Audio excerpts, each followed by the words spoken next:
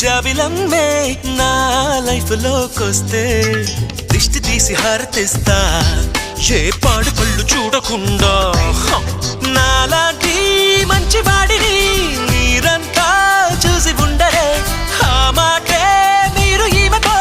ఓసారి చెప్పి చూడరే ఒప్పుకో తప్పదే ఇప్పుడే ఇక్కడే నువ్వు నాకు సొంతమేనని వాలు కళ్ళవయ్యారి తేనె కళ్ళ సింగారి నా గుండెలోకి దూరి మనసులోకి జారి చంపినావే కావేరి నన్ను ముంచినావే దేవేరి